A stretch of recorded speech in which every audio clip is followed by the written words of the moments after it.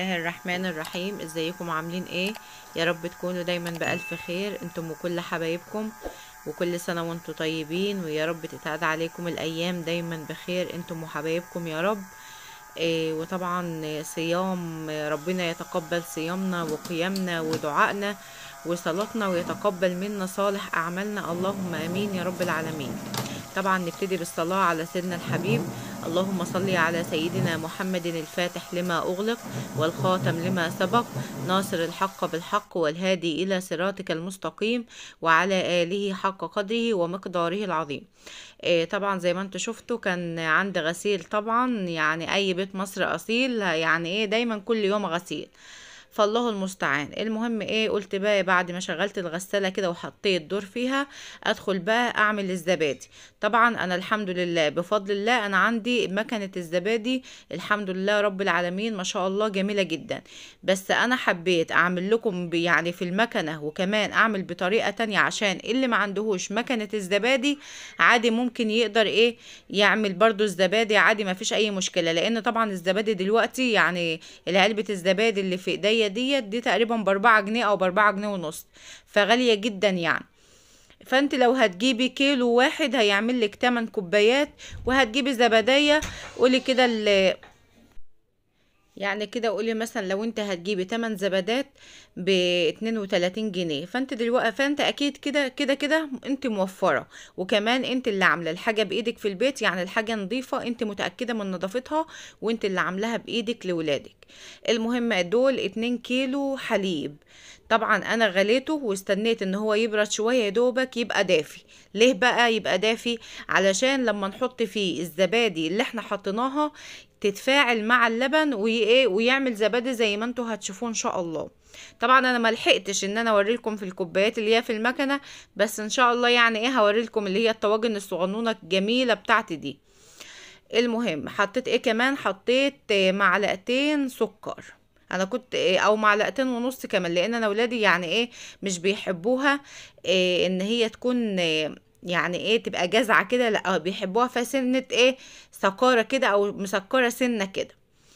المهم بقى ايه بعبي في الكوبايات زي ما انتوا شايفين، واحط ديت ايه في المكنه. نقول تاني دوت 2 كيلو حليب، حطت لهم 2 زبادي من اللي هي العلبه اللي مش عارفه هي 60 جرام او 55 جرام تقريبا، وحطيت معلقتين سكر او معلقتين ونص، ده حسب ما انت بتحب السكر. انت مثلا لو عايزاها مسكره حطي، لو مش عايزاها مسكره وعايزاها من غير سكر خالص طبعا هتكون حلوه جدا برضو. بدأت برضو ايه ان انا احط في الطواجن الصغيره دي. طبعا الطواجن دي بسم الله ما شاء الله جميله جدا.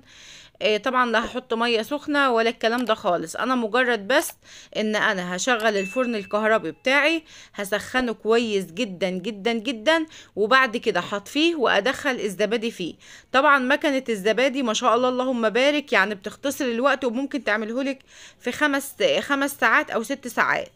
انما ديت يعني ممكن تعمليها من بالليل وتاني يوم بالليل تاكليها، يعني لان طبعا ايه دي مش زي مكنة الزبادي فالوقت بتاعها بيبقى طويل شوية. المهم ايه طبعا انا استنيت ان انا برضو اوريها لكم علشان يبقى ايه الفيديو ايه كامل كده ويكون في حاجات مفيدة بالنسبة لكم. طبعا دول 7 طواجن تقريبا، هو ده كيلو برضو لان الكيلو التاني عمل 8 كوبايات، ودول 7 طواجن ده كيلو برضو. زي ما انتوا شايفين كده حطيت في الصينيه ما حطيتش ميه سخنه ولا حطيت اي حاجه، زي ما هي كده. طبعا الفرن بتاعي انا مسخناه مسبقا، حلوه مسبقا دي حلو.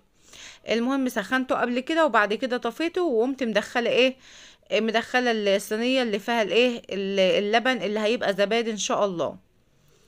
بعد بقى ايه ما عملت الزبادي بتاعتي قلت بقى ايه اما اطلع انشر بقى، وبعدين ندخل نكمل بقى ايه مطبخنا ونشوف ايه اللي في مطبخنا هنعمله. طبعا الغسيل والنشير ده يا ريت يكون كل يوم، لان طبعا انا لما يعني بقعد يومين مثلا مش بغسل، يومين او 3 مش بغسل، بلاقي جبال هدوم عندي. طبعا ما شاء الله لان احنا عيلة فلازم ان انا اغسل كل يوم. فطبعا برضو حتى لو انت عيلة صغنطوطة حتى ولادك اكيد بتغيري لهم بكده هتلاقي ان عندي غسيل كتير. فيا ريت كل يوم تغسلي وتصبني، وبعد كده ايه يعني هتلاقي الدنيا رايقة عندك، لان الحاجة اللي بتكركب البيت هي مش حاجة واحدة، ده هي كذا حاجة. اللي بيكركب البيت ايه؟ الهدوم اللي مش نظيفة، ايه كمان؟ المواعين برضو اللي مش نظيفة.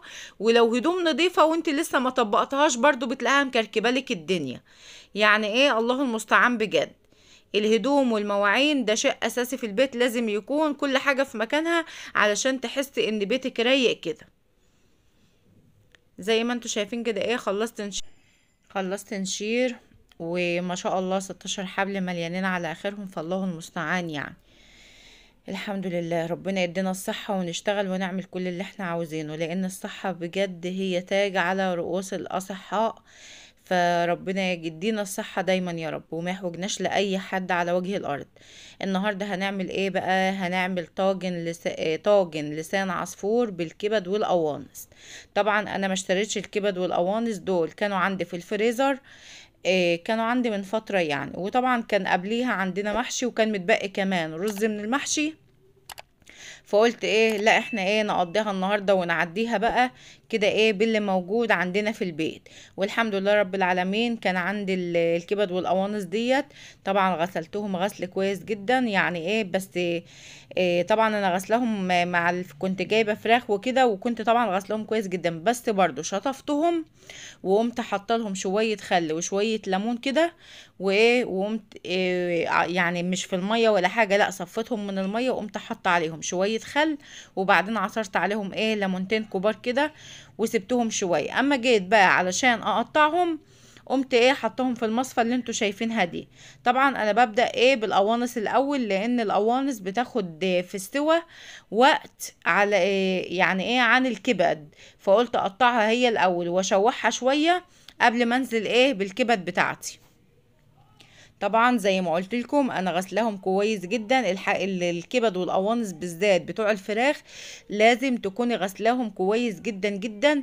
ونقعهم بقى في شوية خل وشوية ليمون كده، ويا سلام بقى لو شوية جنزبيل ورشتهم عليهم كده. انا طبعا ما رشتش جنزبيل، بس انا دي اضافة من عندي. لو ايه انا نسيت ان انا احط جنزبيل، فانا بقول لك بحط برضو شوية جنزبيل علشان ما يبقاش فيهم ايه اي زفارة وانتوا بتاكلوا كده. طبعا انا بقطعها قطع صغيرة علشان برضو ايه تستوي بسرعة، لان ما كانش فاضل كتير على المغرب. مش عارفة ساعة او اقل طبعا يعني. لسه هنحمر لسان العصفور، ولسه هنشوح الكبد بتاعتنا والقوانص وطبعا والبصل والكلام من ده، فبتاخد وقت. ولسه كمان هندخلها الفرن، فبتاخد وقت يعني. طبعا انا كمية البصل دي انا كنت هعمل صينية سمك في في صلصة. وكنت هعمل بقى ايه طاجن لسان العصفور. فطبعا الكبد والقوانص طبعا بحب اكتر لهم البصل وبرده السمك. بس انا برضو ما كترتش قوي في السمك المرة دي، قلت يعني ايه يبقى ايه بصلتين كبار كده هيبقى حلو. انا عملت 3 لان هو البصل بتاعي مش كبير، يعني متوسط الحجم كده. فعملت بما يقارب يعني 3 بصلات ايه لصينية السمك. هتشوفوا دلوقتي معايا ان شاء الله. طبعا بقشر البصل زي ما انتوا شايفين معايا، وهغسله بقى غسله نضيفه كده. وبعد كده ايه هضربه في الكبه بتاعتي. شايفين الفنوس اللي قاعد هناك ده ومبتسم هناك ده جميل قوي، بحبه. حلو قوي الفنوس ده، عاجبني جدا.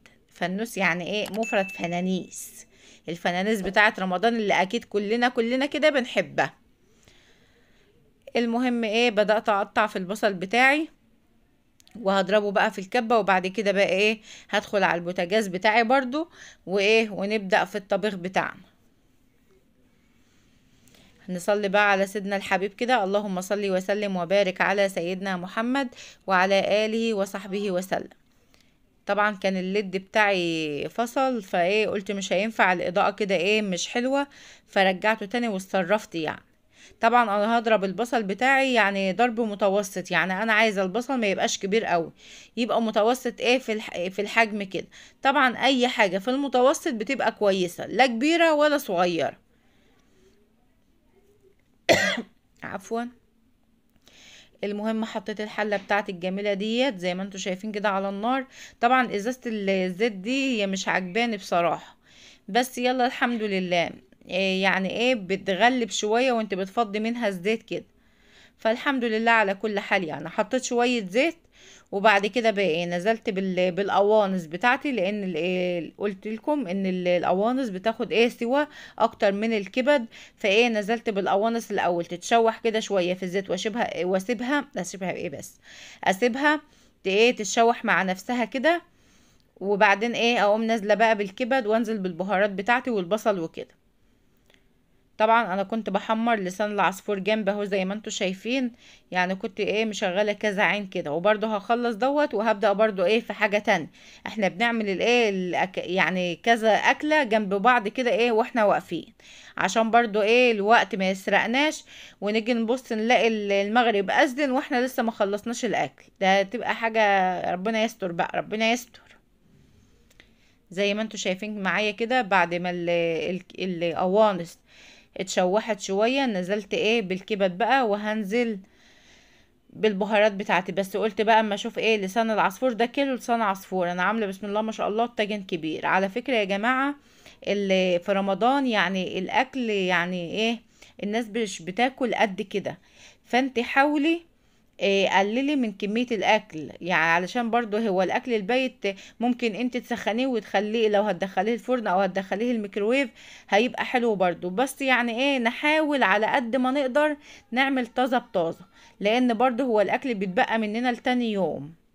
هو طبعا يعني توفير في وقتك انت ان انت تقفي في المطبخ، بس برضو ايه نحاول يعني ايه نلم ايدينا شوية.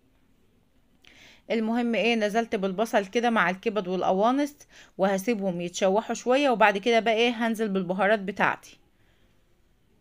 طبعا لسان العصفور على عين من عيون البوتاجاز، وايه والكبد والقوانص على العين التانية.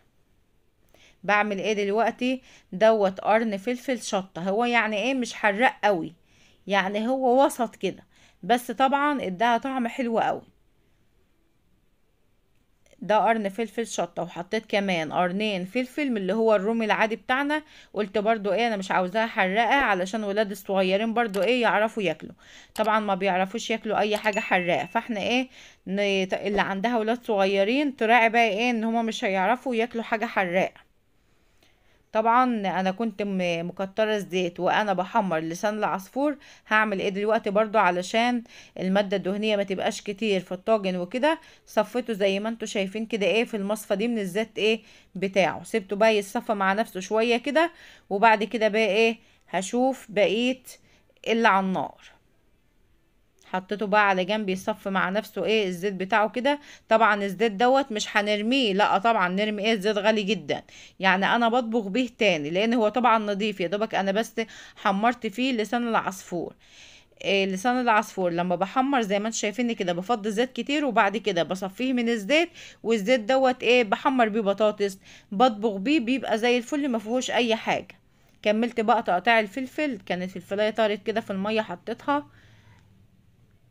قلت المية دي كانت سخنة ايه استخسرت ان انا ارميها بصراحة، وقلت ايه ابقى ازود بها الاكل كده ايه جنبي. قلبت بقى كويس اهو. وبعد كده بقى ايه هنحط التوابل مع بعض. التوابل كانت ايه كانت ربع معلقة قرفة، ومعلقة صغيرة مليانة فلفل اسود، وبرده معلقة صغيرة مليانة كمون، ونص معلقة صغيرة برضو يعتبر مليانة 7 بهارات، ده شيء اساسي موجود معايا. وطبعا حطيت ايه بقى حطيت معلقة كبيرة مليانة كده هرمية بابريكا. ليه بقى لان انا لا حطيت صلصة ولا حطيت طماطم. انت ممكن تحط لها صلصة هتبقى جميلة برضو، او ممكن تقطعي لها طماطمتين تقطيع صغير كده وهتبقى حلوة وزي العسل برضو ان شاء الله. بس بصراحة انا يعني ايه ما كانش عندي صلصة، ويعني مش بحب الطماطم فيها، فقلت خلاص مش مشكلة. استعدت بايه بقى بالبابريكا اللي ده شيء اساسي معايا يعني في الاكل بتاعي. حطيت معلقة كبيرة هرمية من البابريكا. قلت بقى ايه خلاص قفلت غطيت الحلة بقى على الكبد والقوانص يتشوحوا ويتستووا كده مع بعض.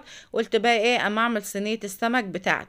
نزلت ببقية كمية البصل اللي كانت موجودة في الكبة بتاعتي مع شوية زيت، وهسيبه يدبل. بس طبعا انا زودت الزيت لانه كان قليل، وهسيبه يدبل. وبعد كده ايه هنزل بالطماطم بتاعتي. انا طبعا مش بحب اكتر الطماطم، علشان طبعا ان هي ايه بتعمل حموضة وكده. فانا ايه يعني بستعد برضو بزود شوية بابريكا علشان ما كترش في الطماطم في الاكل برضو. جيت بقى اشيل الغطا، لقيت الايد بتاعه الغطا طالعه في ايدي، فالحمد لله يعني. المهم طبعا حطينا الملح بتاعنا اهوت، ما ننساش الملح هو اللي هيظبط الدنيا. حطيت الملح وقلبتها وهي تقريبا كده كانت ايه، استوت. حبيت اوريها لكم بقى اهي، هي خلاص استوت اهي وبقت زي العسل. جربوه ان شاء الله بالطريقه دي وان شاء الله هيعجبكم. رجعت تاني للبصل بتاعي اللي بدبله على النار علشان ننزل بالطماطم المضروبة في الخلاط. قلبته. هعمل ايه دلوقتي؟ هحط بقى لسان العصفور واقلبه كويس جدا مع الكبد والقوانص والبصل والحاجات دي كلها. وبعد كده ايه، عندي طاجن نضيف وزي الفل هقوم مفضياه في الطاجن. طبعا احنا انا كنت حطيت مكعب مرقة دجاج. طبعا اللي مش عاوزة تحط مرقة دجاج براحتها، بس انا بصراحة كان عندي فقلت ايه، مرقة الدجاج يعني هتديلها طعم حلو برضه. فدي قد ما تصورش معايا وانا بحط مرقة الدجاج، بس انا قلت لكم اهو مكعب مرقة كده او مكعبين براحتك. مش عايزة تحطي برضو براحتك، انا بقولك يعني ايه على كذا كذا حاجة كده وانت براحتك برضو. نزلت بقى بعد ما البصل بتاعي دبل كده ايه بالطماطم عليه، هسيبه يتسبك وارجع تاني للايه للاكلة التانية اللي جنبينا. طبعا صينية السمك ملحقتش ان انا احطها مع الاكل في الاخر كده، طلعت بره على السفرة، فقلت ايه مش مشكلة، بس انتوا شايفين ان انا بعملها معاكم يعني. طبعا دوت كان السمك حاطه له الدقه بتاعته والدقيق وكده. طبعا انا بحمر ناحيه كويس جدا والناحيه التانية لا. ليه لا بقى؟ لان الناحيه اللي ما اتحمرتش ديت بسيبها على الوش، لان انا كده كده بدخله الفرن يعني ايه، بخلي الشعلات عاليه شويه، او ان هو ياخد ايه تحميره كده من الفرن، بتبقى جميله قوي. وطبعا انا بحب انشف صينيه السمك بتاعتي عشان تبقى ايه طعمه وحلوه كده. بحط ايه دلوقتي؟ حطيت فلفل اسود وحطيت كمون وحطيت، لا ما كانش عندي كزبره ناشفه للاسف الشديد يعني ما حطيتش. وحطيت نص معلقه صغيره 7 بهارات وبس كده. يعني البهارات بتاعتي كانت ايه، نص معلقه 7 بهارات، معلقه فلفل اسود، معلقه كمون بس يعني معلقه ونص كمون، معلقه صغيره. بحب ازود الكمون برضو. طبعا لو عندك كزبره ناشفه بتبقى جميله جدا برضو، ما كانش للاسف عندي. فالجيش قالك اتصرف، فايه مفيش حاجة توقفنا بقى، احنا اجدع ستات. المهم هي كانت اتسبكت اهي. طبعا انا بصفي كويس جدا بالماسكه بتاعتي، وبحط على الناحيه اللي هي متحمره كويس جدا بحطها ايه تحت ناحيه الصلصه. الناحيه بقى اللي هي ما اتحمرتش يعني خدت صفار بس كده، بحطها فوق علشان تاخد لها ايه تحميره من الفرن. طبعا بسم الله ما شاء الله كانت صينية سمك زي العسل والله. جربوها بالطريقة دي وان شاء الله هتعجبكم. وفي برضو اضافة انا بعملها هو ده برضو قرن فلفل شطة برضو، عملته ترانشات كده، وقمت ايه موزعاه في الصينية، وبعدين قمت نازلة ايه بالمية السخنة بتاعتي. طبعا المية تكون سخنة مش باردة يا جماعة. هنزل بقى ايه، طبعا انا حط ايه، كنت طبعا حاطه الدقه للسمك ومظبطاه وحاطه له ليمون و... وغسيل زي الفل، غسيل من نار. السمك بالذات بيحب الغسيل علشان ما يبقاش زفر وكده. وان شاء الله اما يبقى في عندي سمك هشويه ولا كده هقول لكم على مكون بقى سحر بجد والله يا جماعة، بيخلي السمك بتاعك ما فيهوش زفارة وبيبقى زي العسل ان شاء الله. مش عارفة يمكن الفيديو اللي جاي الفيديو اللي بعديه، بس ان شاء الله هبقى اصور السمك المشوي بتاعي وهوريكم انا بحط فيه ايه. هنزل بقى دلوقتي برضو بطاجن اللسان العصفور، وهزوده بقى ايه المية السخنة زي ما احنا متفقين. وبعد كده بقى ايه هندخله على الفرن جنب صينية السمك، وبعد كده نشوف احنا ورانا ايه تاني. زي ما انتوا شايفين كده طبعا الطاجن بسم الله ما شاء الله كتير كبير. بس على فكرة يعني اللسان العصفور لو انت مثلا زودت المية شوية عادي، هو يعني ايه بيشرب المية. ايه اللي انا حطيته دلوقتي شوية بهارات فراخ. طبعا بهارات الفراخ برضو بتخليه جميل جدا وزي العسل، يعني ايه بتخلي طعمه حلو كده. زودت بقى المية السخنة وقلت ايه اما ازوده كمان شوية مية مش هيخسر، لان كده كده اللسان العصفور بيشرب المية. وزي ما انتوا شايفين دخلتهم الاتنين الفرن وطلعتهم اهو. طبعا ده كان وقت المغرب فكنت مستعجلة جدا، يعني بصور لكم ايه بسرعة كده. طبعا كنا عاملين سلطة، صينية السمك كانت طلعت بره على السفرة فمش مشكلة. دوت كان ورق عنب. إيه كان طبعا زي ما قلت لكم في اول الفيديو لو تفتكروا، انا كنت عاملة محشي وكان باقي عندي ايه رز ايه من مكان المحشي، فطبعا خسارة انه يترمي. طبعا انا اللي متابعني اكيد فاكر ان انا كنت مخزنة ورق عنب، فطلعت كيسين كده وايه قمنا ايه عاملين الحلة دي. طبعا التصوير مش عارفة الحامل بتاع التليفون كان ماله كل شوية يقوم نازل لتحت كده والتصوير مش باين جامد، فمعلش انا اسفة سامحوني. طبعا لو وصلت معايا لحد هنا يا ريت ما تنسيش تحط لي لايك وتعملي اشتراك في القناة، علشان ان شاء الله طبعا تفعلي زر الجرس على الكل علشان ان شاء الله اي فيديو جديد انزله يجيلك اشعار بيه. طبعا لو الفيديو بتاعي خفيف على قلبك وحبتيني وكده يعني، وربنا يديم المعروف دايما يا رب. اهو ظبطت لكم الدنيا اهو الحمد لله، بس هيرجع تاني كان مغلبني والله الحامل ده، فالحمد لله يعني على كل حال. طبعا كانت المواعين يعني ما اعرفش المواعين دي بتولد ولا بتتكاثر ولا ايه اللي بيحصل بصراحة مش عارفة، والله مش عارفة. قولولي كده ايه اللي بيحصل في المواعين دي، بتبقى كتيرة قوي كده ليه؟ يلا الحمد لله ربنا يدينا الصحة برضو، ونشتغل ونعمل كل اللي احنا عاوزينه يا رب. وربنا يملى بيوتكم بالخير والبركة والحب والود والرحمة يا رب، اللهم امين يا رب العالمين. ويكفينا شر فواجع الاقدار، قولوا امين امين اللهم امين يا رب العالمين. طبعا انا تقريبا كنت خلصت اهو. طبعا مساحة التليفون برضو كانت منخفضة، فهي يعني ايه التليفون هيفصل وبعد كده ايه هيرجع تاني، فالحمد لله على كل حال. يعني شكلنا يا جماعة كده عايزين تليفون جديد. ما تعرفوش حد يديني تليفون؟ انا بهزر طبعا. الحمد لله احنا في نعم والله، يعني احنا احسن من غيرنا كتير الحمد لله رب العالمين. طبعا ده اخر الفيديو بتاعي، وان شاء الله الفيديو اللي جاي يكون احسن من كده ان شاء الله.